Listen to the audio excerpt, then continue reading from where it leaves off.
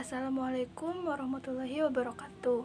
Perkenalkan, nama saya Sindi Nurbaiti dari kelas 10 MIA 1. Di sini saya akan menerangkan materi ekonomi kelas 10 yang berjudul Badan Usaha. Badan usaha adalah kesatuan yuridis atau hukum dan ekonomis yang menggunakan modal dan tenaga kerja untuk mencari keuntungan. Perusahaan adalah unit ekonomi yang mengkoordinasikan sumber daya manusia, alam, modal, dan pengusaha atau wirausaha untuk menghasilkan sejumlah barang dan jasa. Jenis-jenis badan usaha berdasarkan kegiatan yang dilakukannya, yaitu agraris, yaitu mengolah sumber daya alam untuk menghasilkan suatu barang dan jasa tertentu. Ekstraktif, yaitu mengambil sumber daya alam. Perdagangan, membeli dan menjual barang kembali pada dagangan tanpa mengubah bentuk aslinya. Industri, mengolah bahan baku dan bahan penolong menjadi barang setengah jadi atau barang siap pakai. Kemudian, jenis badan usaha berdasarkan kepemilikan modal, yaitu 1. Badan usaha milik swasta. Seluruh modal dimiliki pihak swasta. 2. Badan usaha milik negara. Kepemilikan modal berasal dari kekayaan negara yang dipisahkan. 3. Badan usaha koperasi. Kepemilikan modal berasal dari anggota-anggotanya atau simpanan pokok dan simpanan wajib. Kemudian bentuk badan usaha, yaitu perusahaan perseorangan, persekutuan firma, persekutuan komanditer, perseroan terbatas, koperasi, perusahaan negara, dan perusahaan daerah. Perusahaan perseorangan. Pemilik perusahaan adalah perseorangan yang melakukan pekerjaan untuk mendapatkan laba.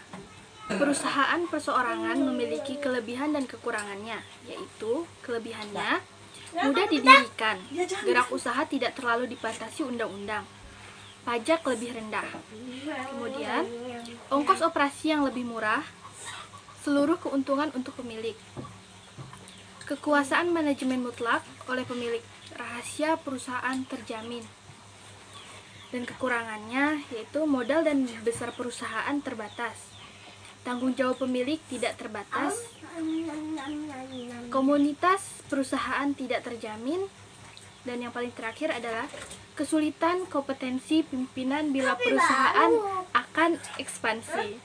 Persekutuan firma memiliki kelebihan dan juga kekurangannya.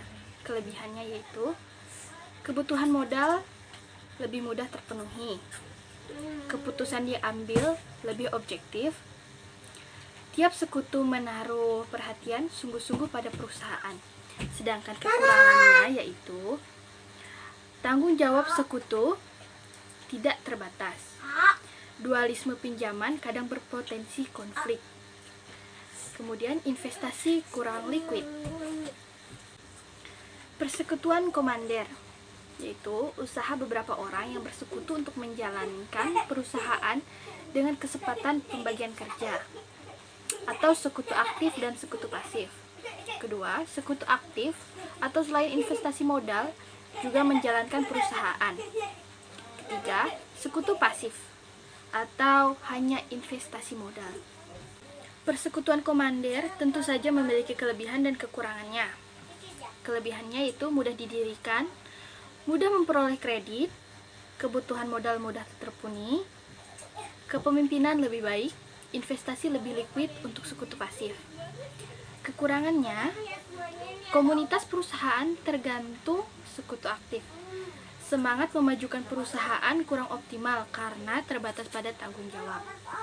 Perseroan terbatas adalah suatu persekutuan untuk menjalankan perusahaan dengan modal usaha terdiri atas beberapa saham atau sero. Koperasi. Definisi menurut bahasa CO atau bersama ditambah operation atau pekerjaan.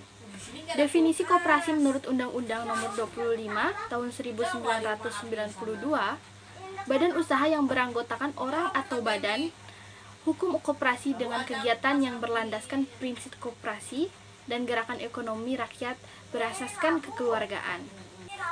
Misi koperasi berdasarkan Undang-Undang Nomor 25 Tahun 1992 yaitu memacu pengembangan usaha, kemandirian, dan profesionalisme. Peran pemerintah terhadap koperasi berdasarkan Pasal 60 Undang-Undang Nomor 25 Tahun 1992 yaitu menciptakan dan mengembangkan iklim dan kondisi yang mendorong pertumbuhan serta pemasyarakatan koperasi. Yang kedua, memberikan bimbingan, kemudahan, dan perlindungan kepada koperasi. Struktur organisasi koperasi. 1. Rapat anggota tahunan. 2. Pengurus. 3. Badan pengawas atau pemeriksa. Peran koperasi dalam peningkatan kemakmuran rakyat, yaitu meningkatkan pendapatan rakyat dan pendapatan nasional, mengentaskan kemiskinan, meningkatkan kualitas hidup, memperkokoh perekonomian rakyat dan koperasi sebagai soko gurunya. Koperasi juga memiliki kelebihan dan kekurangannya. Kelebihannya yaitu prinsip pengelolaan bertujuan untuk kesejahteraan anggota. Anggota berperan sebagai konsumen dan produsen. Berdasarkan sukarela, mengutamakan kepentingan anggota.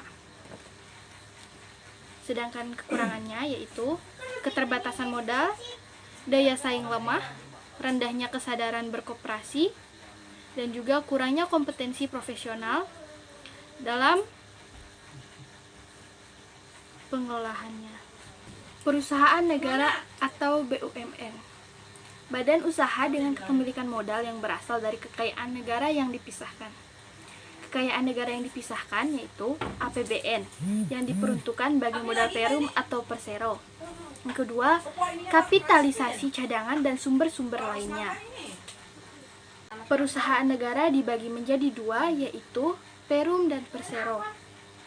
Perum, modal sepenuhnya dimiliki negara, tidak dalam bentuk saham, dan dimaksudkan untuk kemanfaatan umum atau penyediaan produk berkualitas sekaligus mencari laba.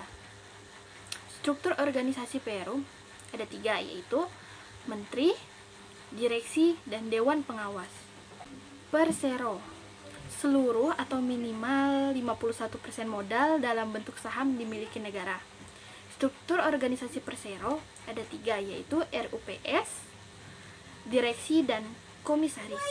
Kelebihan dari BUMN adalah seluruh laba menjadi hak negara, menyediakan jasa-jasa bagi masyarakat, merupakan sarana untuk melaksanakan pembangunan. Adapun kekurangan BUMN yaitu pengelolaan sangat tergantung keuangan negara. Pembangunan BUMN dapat terhambat oleh birokrasi. Yang paling terakhir, pengelolaan secara ekonomis sulit dipertanggungjawabkan. Perusahaan daerah. Badan Usaha Milik Daerah atau BUMD didirikan berdasarkan peraturan daerah. Adapun modalnya baik seluruh ataupun sebagian merupakan kekayaan daerah yang dipisahkan. Fungsi badan usaha yaitu fungsi komersial, fungsi sosial, fungsi manajemen, fungsi operasi, dan fungsi pembangunan ekonomi nasional. Fungsi komersial yaitu memperoleh laba dan kesinambungan usaha yang dicapai dengan penyediaan barang dan jasa. Fungsi manajemen yaitu planning, organizing, directing, dan controlling. Fungsi operasi yaitu personalia, pembelanjaan, produksi, dan pemasaran. Fungsi sosial yaitu penyediaan lapangan kerja, perbaikan kualitas lingkungan. Fungsi ekonomi nasional. 1. Perusahaan adalah mitra pemerintah dalam pembangunan ekonomi jika kegiatan perusahaan searah dengan pembangunan yang direncanakan oleh pemerintah. Yang kedua, perusahaan juga membantu pemerintah dengan membayar pajak perusahaan. Sekianlah materi yang bisa saya sampaikan. Apabila ada salah dan kurang, mohon dimaafkan. Assalamualaikum warahmatullahi wabarakatuh.